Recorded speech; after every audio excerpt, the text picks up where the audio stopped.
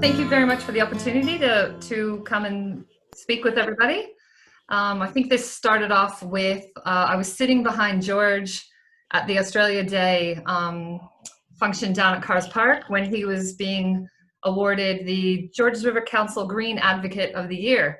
And I think I mentioned to him that, and I think Brian Reese, you gave me some literature on the CCL. So I said, oh yeah, I've been meaning to come along to one of your meetings, and then of course COVID hit, so that put a bit of a spanner in the works.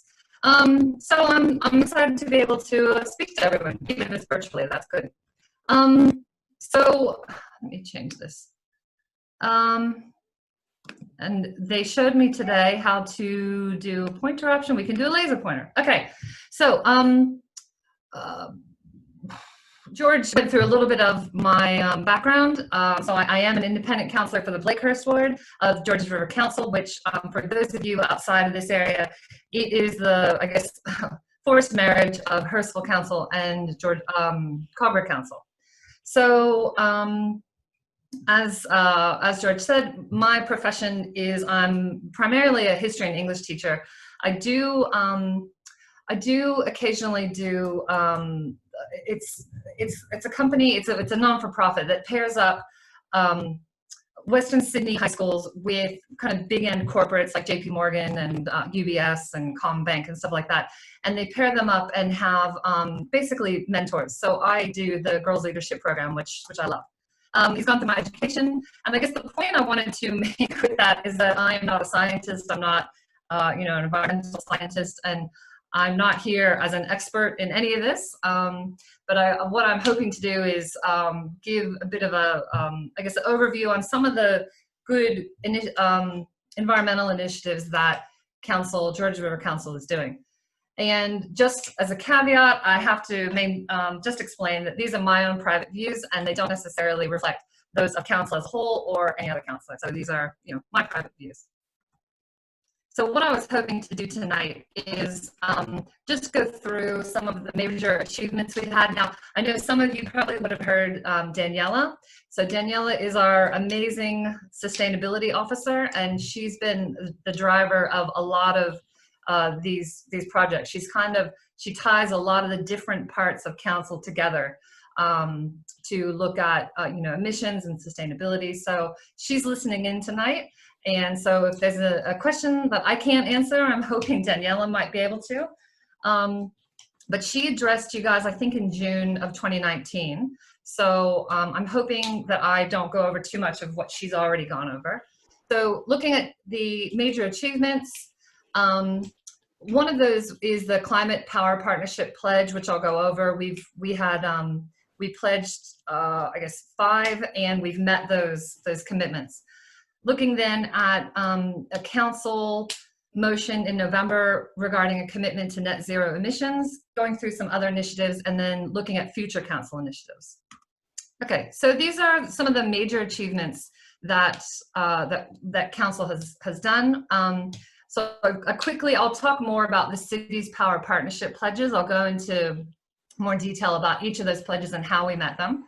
I will later on talk to you a little bit more about the council resolution from November that was moved by Councillor Warren Tegg, which looks at committing council to renewable energy and net zero emissions. Another great thing council has done is we've doubled the number of solar panels installed in council facilities.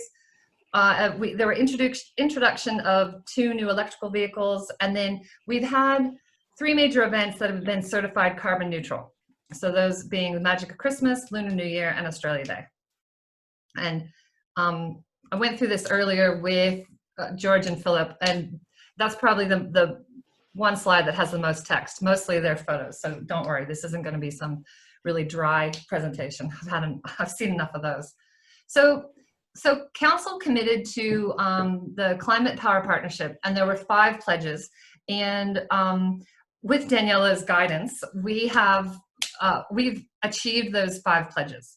So the first one looked at educating and supporting the community to uptake the renewable energy.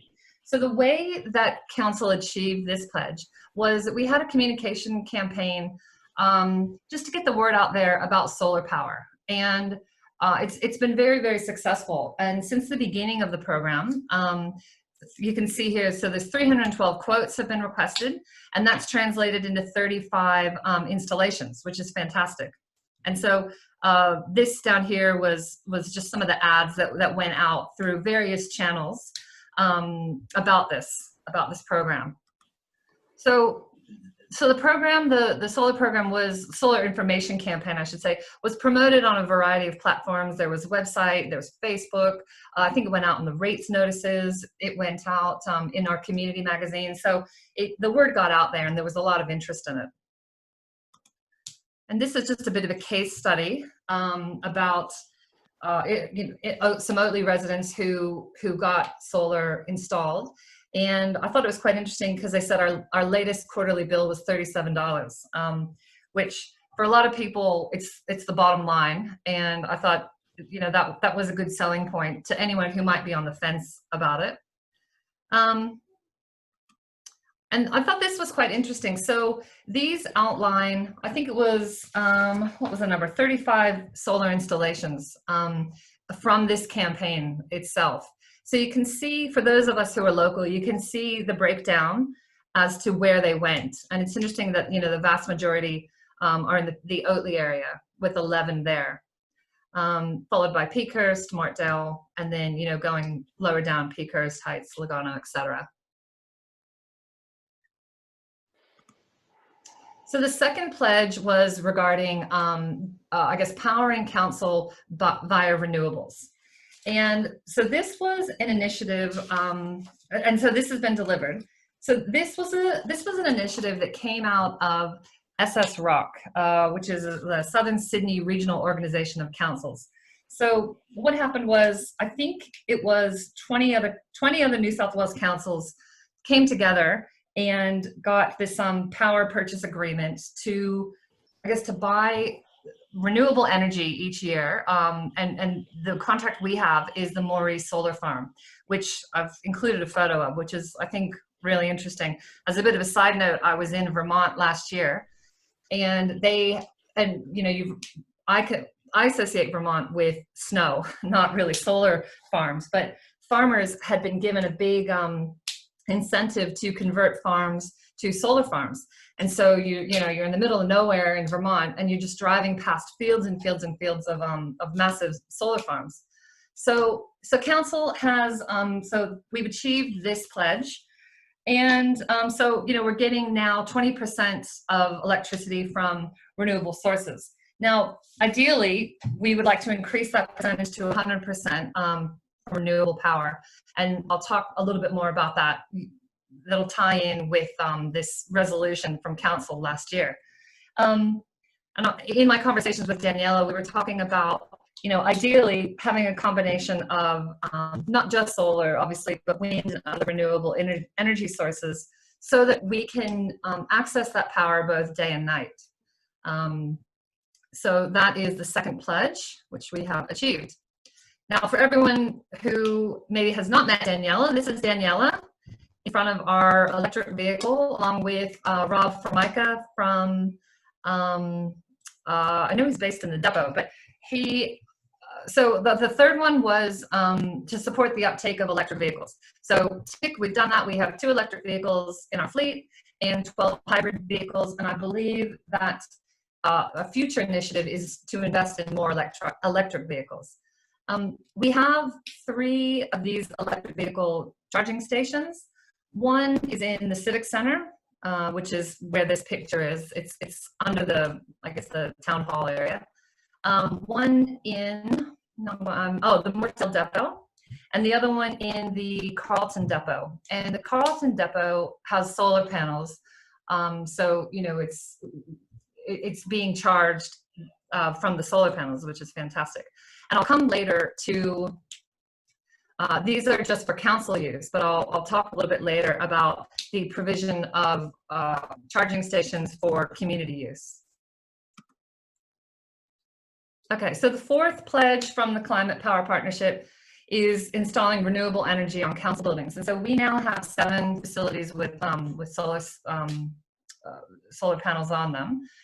We previously had 3, and I think since Daniela has come to talk to you. We have added 4 more, that being Cover Library, the Cricket Centre at the regular Hurstville Aquatic Centre, Jack High Child Care Centre, which I believe is on the left, and Ronnie Child Care Centre at Cars Park, which is on the right here. And that kind of leads us into the next pledge, which was to create a revolving green energy fund. So some of those initiatives were funded by this fund. So obviously, I'm sure you're aware of how this works. You have the seed money that you invest into energy efficient or renewable projects on council buildings, and then the savings is reinvested back, into further projects. So one of those projects I talked about before is the solar panels on the Cogger Library, which I believe saves us around $12,000. Not only, I suppose, in the reduced emissions from power required to required for the use of the library, but it has saved us $12,000 for electricity costs, which is good. And the other one was the Ken Rosewall Tennis Center. And I think that was a savings of $12,000 as well, because it's been converted, the lights have been converted to LED. And those two, Cocker Library solar panels and Ken Rosewall Tennis Center, were both funded from that fund. All right. So just before I move on, the plan, we'll probably cover it a bit in the future initiatives, but with those pledges with the Climate Power Partnership. So it's a great news story that we have achieved those commitments. And so now I guess it's about finding new commitments to challenge ourselves to meet. Okay, so some of you who are local might already know this, but one of our councillors introduced a notice of motion about the commitment to committing council to net zero emissions by a certain date. So what was committed to at that meeting in November? So we agreed to 100% renewable energy by 2025. So that goes a bit back to the solar power, and at the moment we have 20%, but by 2025 increasing that to 100% using a variety of renewable energy sources. So the second part, which hopefully will come back to us in June for a final decision, was support for zero net emissions by 2025 or as soon as practical. So I guess the technicality of this was that the original recommendation from the officer, being Daniela, was that her timeline had been to achieve that by 2030. And on the night, the question was asked about, let's bring this to 2025. So the officers just had to go back and do a little bit more work to, I guess, look at the cost and look at how, and I've got a good graph that I can show you in just a second, but how do you achieve this zero net emissions? I guess, what is the plan to achieve them by 2025? So we are hoping that will come to us in the June meeting so that we can hopefully endorse it. It certainly has my my support. So obviously our goal for this is to get to zero net emissions as quickly as possible, and working with the staff, particularly Daniela, to guide us on how we achieve that. Okay, so here's the action plan. So originally this went out, so these are financial years, and this is carbon emissions. So our baseline here is financial year of 16-17. So originally this graph that Daniela had prepared went out here, and it went to 29-30, because that was kind of what we thought the commitment, the time frame was going to be. So now she's revised this. Now this is not an official document because it hasn't probably gone to council yet, but it just shows you I suppose, how we're going to achieve the reduced emissions. We're looking, we've already achieved 20% renewable energy. We've got that. Looking now at future commitments. So how are we going to bring those emissions down? So that's going to be looking at putting solar in new facilities and redoing the street lights for LED. That's a future commitment. Bringing in more electric vehicles, et cetera, et cetera. So you can see how, batteries would be solar batteries. You can see, I guess, what the rough plan is and the time frame for us to accomplish net zero emissions by 2025. And I'm going to say on this, even though, part of that motion, I'll just go back, part of that motion, this second bit is not in concrete, so to speak, but we have given in principle support. I think this is one of the things I've probably been the most proud of on council, because I felt that it was a big line in the sand, and it was, I suppose you can look at Georgia Council and say, oh, we're just a suburban council, but I felt like it was something that was almost like, having a mission statement, and this is what's important to us, and we're going to try to achieve this really in the absence of any federal leadership about climate change. So I'm very proud of it, and I really do hope that in June that it does get adopted in its entirety. Okay, so some other initiatives that we run, that Georgia River Council runs. I started off here with the Bower reuse and repair workshops, and you're probably across this concept, but the repair cafes I think are fantastic. I had some discretionary funding, and I did use some of the money to hold, I think it was a small electrical repair cafe and a bike repair cafe. And it was just great, because a lot of it was, particularly with the bikes, it was just little things that that didn't take a lot to fix, but made a big difference. And even with the small electrical items, as you can see here, it's lamps. I've seen coffee machines be fixed. And so the aim is that obviously it's diverting things that could otherwise be fixed from landfill. And unfortunately, Annette Main couldn't join us tonight, but she's kind of the brains behind this Oatly Remakery and Sustainability Hub. And I thought this was great because this is a grant from the state government. And this was one of those ones, I can't quite remember the name of it, but it was one where the electorate could vote on which project they wanted the money to go towards. And there was all sorts of stuff that, it was schools and like shade cloth or air conditioning or redoing a playground or, new toys for playgroup. I mean, it was a huge array of projects that were on display. And this one, this Oatly Remakery and Sustainability Hub, that won, I think it was 3. It was one of 3 that won that grant. And so I think we only had one before kind of COVID changed everything.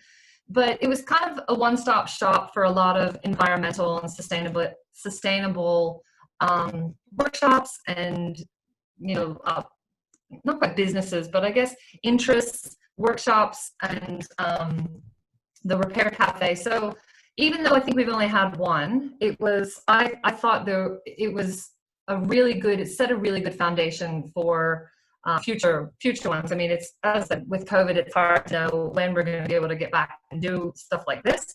But I was really quite excited about that concept. Okay. Another thing we've done that I thought was fantastic, and I really want them to do it again, is retail your rubbish.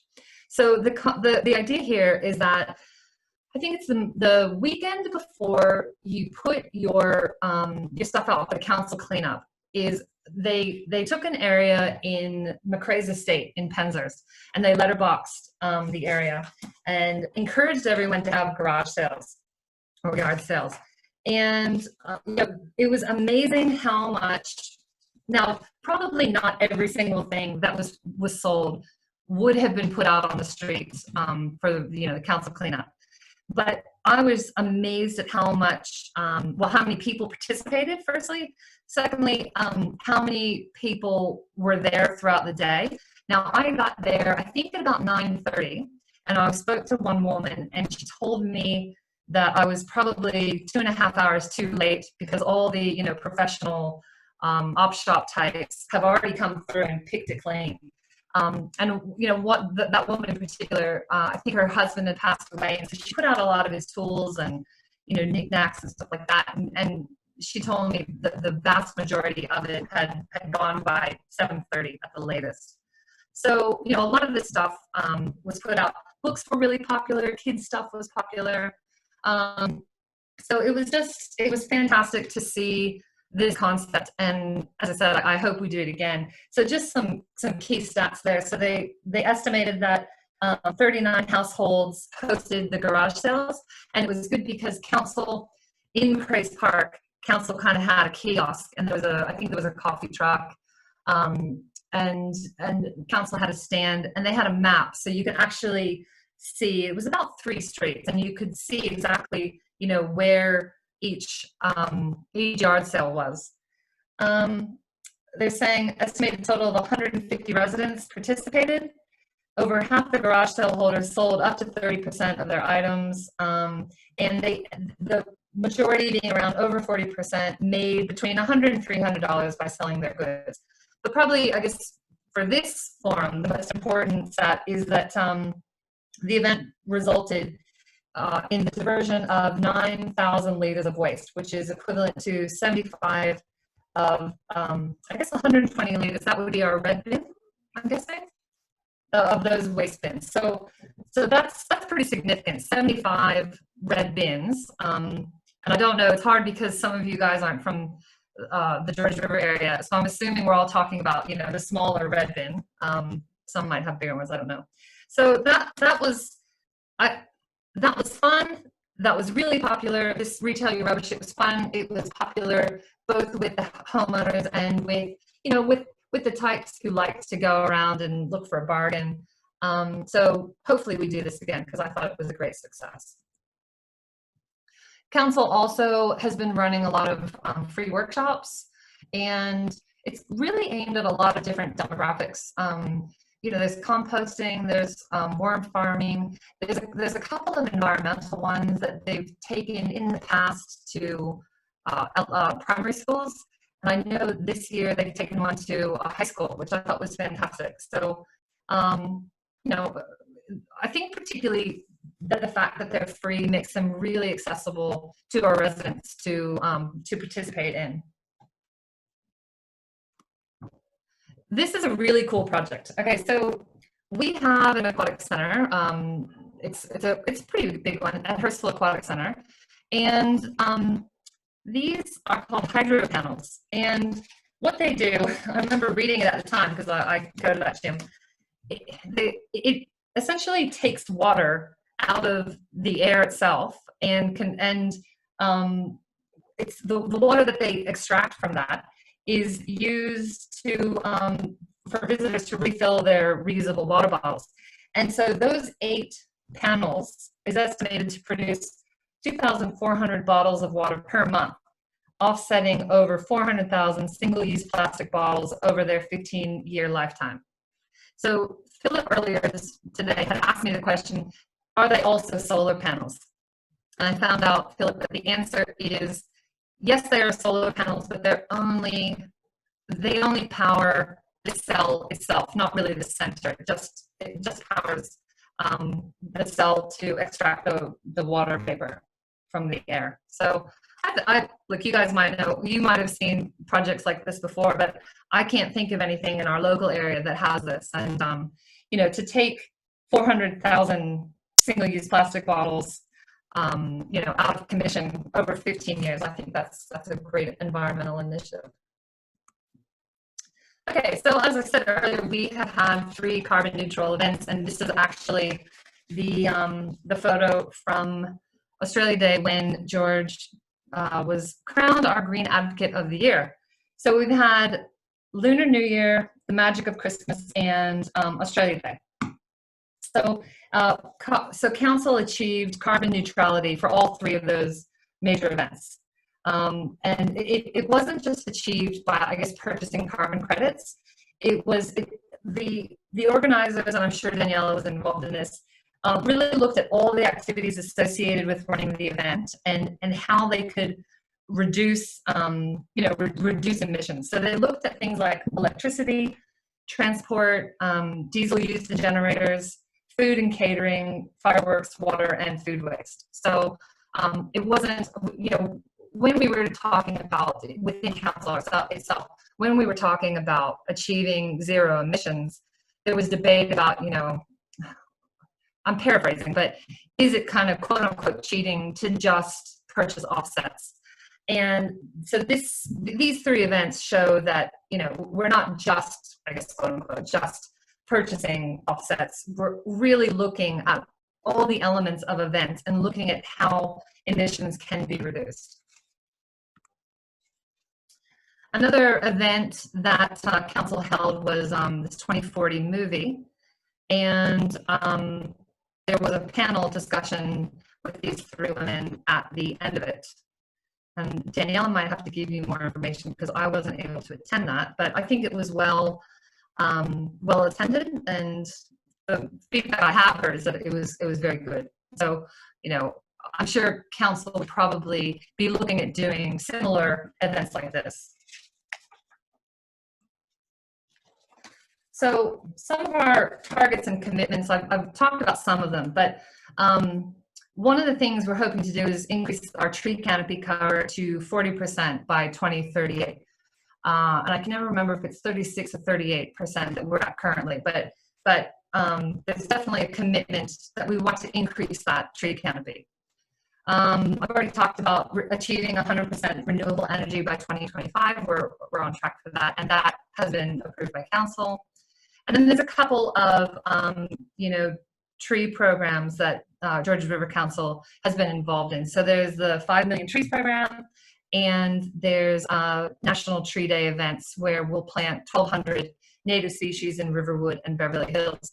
And for those of you who aren't local, councilors have a discretionary fund of $10,000. And so one of the ways that I personally have, I guess, put my money where my mouth is, was I've really supported the tree planting, particularly by Oatley Flora and Fauna.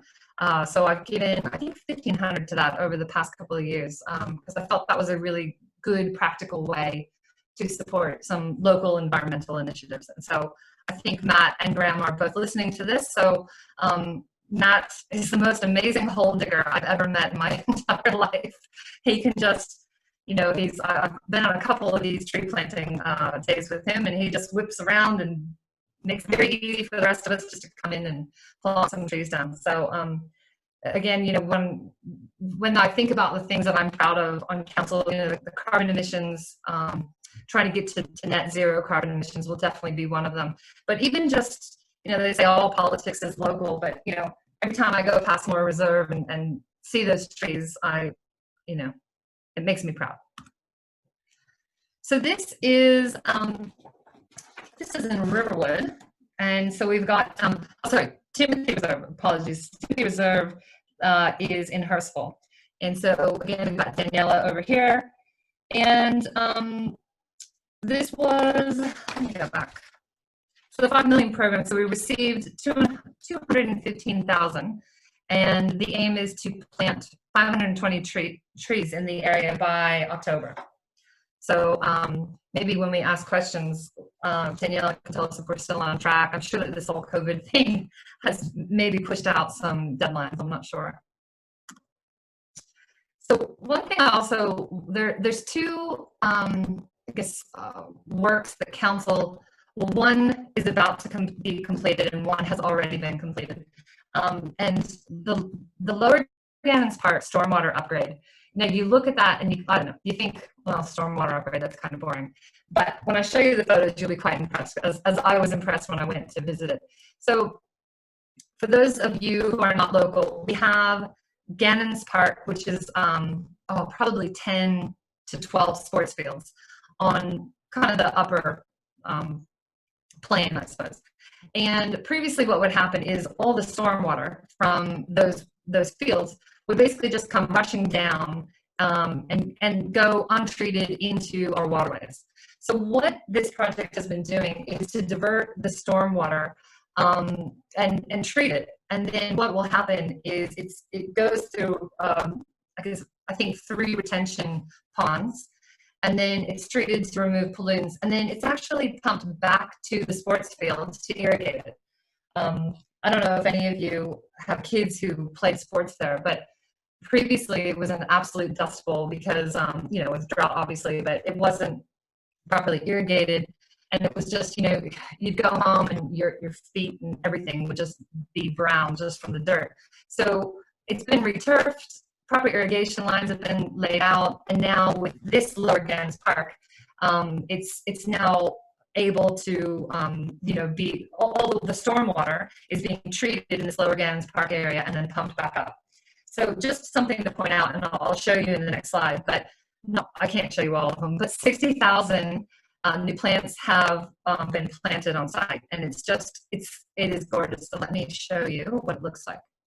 So for those who are local, if you're looking on this right-hand side, this is basically at the top and you're looking down. So this kind of meandering pathway, I guess. So come here to this bottom left first. So this is what they're calling a green wall. So they've planted this out. So you kind of start at the top here and you come kind of, you know, curving down, and it meets up eventually with this pathway. And you just, you know, and so these are all the ponds.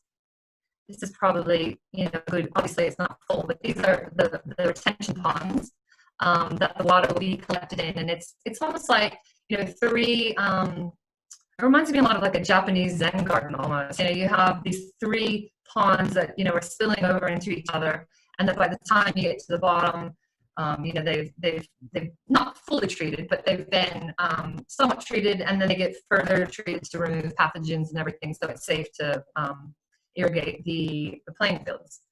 But this, I think this is going to be open in maybe August, and I think it's going to be a fantastic addition. Well, certainly to our green areas, but it's also going to be a recreation area. You know, this is going to be wonderful to walk on, to you know, kids riding their bikes, and we were talking about putting some plaques or, you know, little boards to explain the process of what's happening. So that's not just a pond. This is what this pond is doing, and this is how it's helping the environment. So I'm actually really excited about this when it opens. I think it's gonna be fantastic. So the other works that council has done in this environmental, I guess, area is Cars Park, and that has been open for a little while now. And I just think it's stunning. It's so beautiful, and the works there that have been done. I think I'm just gonna skip ahead to the photos because it's so serene, and it's just really, I don't know if many of you have gone down there, but it's just such a beautiful walk, and it really enhanced. I mean, it was a beautiful spot anyway. It's hard, you know, it's hard to improve it that much, but it really did, because they've just done so much work. I mean, the exact works, I'll go back here. So stormwater naturalization, and, you know, introduction of these various habitats, increased biodiversity, et cetera, et cetera. So it's, I believe, I was trying to confirm this, but I believe that the gentleman at council who worked on this, he either won an award for it, or he was asked to be a guest speaker at some, you know, really prestigious conference about the works here. So that's something that is fantastic. Okay. So moving forward, so some future council initiatives. So we talked about, you know, the previous pledges that we had achieved. And also, you know, if we want to bring our net emissions down, one of the things we're obviously going to have to do is we're going to have to extend our electric vehicle program. But this item number 2, I think, has a lot of merit, I think, obviously for the broader community. So Georges River Council has been, I guess, shortlisted to apply for a Transport New South Wales grant that will fund electric vehicle chargers in commuter car parks and for community use. You know, I'm just seeing so many more Teslas out there, and I just think electric vehicles are going to, you know, be more and more popular, and I mean, hopefully they're the norm as we move forward. So this is great, because again, I had to go to Washington, D.C. last year for a funeral, but I noticed even at the, the shopping centers, they've given prime parking space to electric vehicles, that have these chargers. So it was kind of a bonus. You get a good parking spot for doing the right thing, and they made these available for for everyone. So that would be fantastic if we are successful in that. Okay, so some of these, continue to fund projects through that revolving energy fund, the one that that invests in council buildings. So, it might be more solar panels, might be more LED replacement projects, that kind of stuff. Continue working through our action plan, setting new commitments. So the action plan is tied back to commitment for net zero emissions. This is an interesting one that we've been talking about a bit at the council level, is about, how can you redirect food waste into compost instead of landfill? And I know that there are other councils. I remember one in WA that, it's all food scraps. It doesn't have to just be, veggie scraps or fruit scraps. It can be anything. And so looking at doing a trial of that, which I think could be quite exciting and could hopefully it's successful and changes the way, I suppose, we deal with our rubbish. The next one is applying for a cigarette butt litter prevention grant. This was the next one, solar batteries. This was one of the commitments in one of the forward years for the 2025 net zero carbon emissions, is to look at solar batteries, so that so obviously you can only use solar panels during the day when the sun is shining. So this would help store that power into, so we could use it, access it at night as well. The street lighting LED upgrade, that would be another one of those initiatives that would help bring down our emissions. And then this one's pretty exciting, the environmental resilience strategy. I think that's out on tender, and from what I understand of it, it kind of brings a lot of the environmental initiatives together. So it's addressing water and waste management, climate change adaptation, waste mitigation, etc. So I believe that's up for tender at the moment. So I guess these are probably a bit more theoretical questions. So, where do we go to from here? With the COVID economic recovery, I suppose questions are being asked, how do we recover in a sustainable way? And Philip and George and I were talking today about, there have been some great environmental benefits of humans staying at home. There's been, I can recall, turtles in Florida are finally being able to hatch because, there's no humans on the beach. Obviously, people were driving less. There's a lot of stuff that happened out of this, lockdown isolation experience. So how do we build on those environmental gains into a more permanent, sustainable way? So, people are talking about new cycleways, and mandating solar panels on new buildings. So looking at how can we do things differently in this time that, we've all had to pause, and how do we build on that? Those are questions that are kind of beyond me to answer, but things that are being discussed. So I guess I wanted to leave you on a note, a hopeful note. Other than this photo of, our hero Greta, these are all photos that I took at the first the student strike. And I'm a teacher predominantly of year 11 and 12. And I've got to say, I feel very hopeful in the next generation, because they're not having the same debates that our generation are having. They're not, from what I can tell, and I know it's hard to extrapolate, the young adults that I'm dealing with across an entire country, let alone the whole world. But the young adults that I'm meeting and talking to, they've learned all of this science in school already, and so they're not questioning it. It's not really, is climate change real? It's what are we going to do to combat it? And I don't think they're not waiting for adults to solve these problems. I think they see the policy paralysis, and they kind of, I guess, see that it's up to them to fix this problem. So I'm actually really hopeful in this next generation, that I think there's going to be a lot of innovation. I think there's going to be probably more broad-minded than this generation is, because again, it's not theoretical for them, it is their reality. And I think Philip mentioned I guess the idea of the imminence of it, that each time we pass a milestone that we can't go back. I guess for us it means well, it's obviously very important, but to young adults, this is they've got the majority of their future ahead of them. So as I said, I just wanted to leave it on a hopeful note that I feel like we're in really good hands, and that's not to absolve our generation of what we should be doing, but I think that there's some really extraordinary kids out there who are going to